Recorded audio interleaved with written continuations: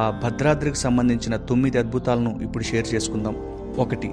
భద్రాద్రిలో సీతారాముల కళ్యాణానికి వాడే కోటి తలంబ్రాలను చేత్తో తయారు చేస్తారు.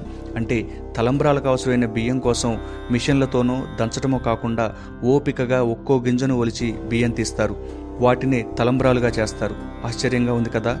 ఇక నెంబర్ 2, రాముల వారి కళ్యాణం కోసం వాడే మంగళసూత్రాన్ని 18వ శతాబ్దంలో భక్త రామదాస్ చేయించారు. దాన్నే ఇప్పటికీ కళ్యాణంలో వాడుతున్నారు. నెంబర్ 3, భద్రాద్రి కళ్యాణం అంటే బాగా ఫేమస్ ముత్యాల తలంబ్రాలు. వీటిని అప్పట్లో తానీషా సమర్పిస్తే ఇప్పుడు తెలంగాణ ప్రభుత్వం సమర్పిస్తోంది. నెంబర్ 4, సాధారణంగా ఏ గుడిలో అయినా దేవుడికి భక్తులు ఆభరణాలు చేయిస్తారు. కానీ భద్రాద్రి గుడిలో రాముడికి అలంకరించే నగల ఖర్చును స్వయంగా రాముడే చెల్లించుకున్నాడు. మొత్తం 6 లక్షల రూపాయల ఖర్చును అప్పటి తానీషాకు త్రేతాయుగం నాటి శ్రీరామ టెంకిల రూపంలో ఇచ్చారు శ్రీరామచంద్రుడు. ఇప్పటికీ ఆ నాణేలు టెంపుల్ మ్యూజియంలో చూడొచ్చు. నెంబర్ 5, ఆలయంలో రాముడు కొలువైన గర్భగుడి గోపురం సింగిల్ గ్రానైట్తో చెక్కారు. దాని బరువు 36 టన్నులు.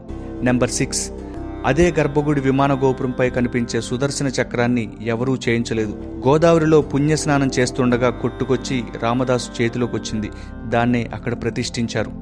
నెంబర్ 7, రామదాసు పేరు చెప్తే భద్రాద్రి ఎంతో, గోల్కొండ కోట కూడా అంతే. సర్కారు ఖజానాను కాజేశారన్న కోపంతో ఆయన్ని బంధించిన గది రామదాసు బందీఖానాగా ఇప్పటికీ కోటలో కనిపిస్తుంది. దాంట్లో స్వయంగా రామదాసు చెక్కిన సీతా రామ హనుమంతుల ప్రతిమలు చూడొచ్చు.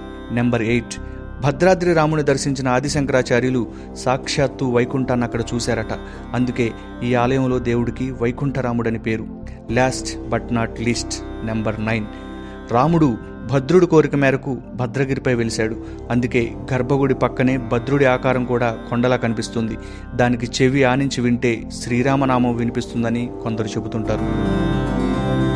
ఈ రామ రహస్యాలు 10 మందికి షేర్ చేస్తారని ఆశిస్తూ please subscribe life TV Telugu.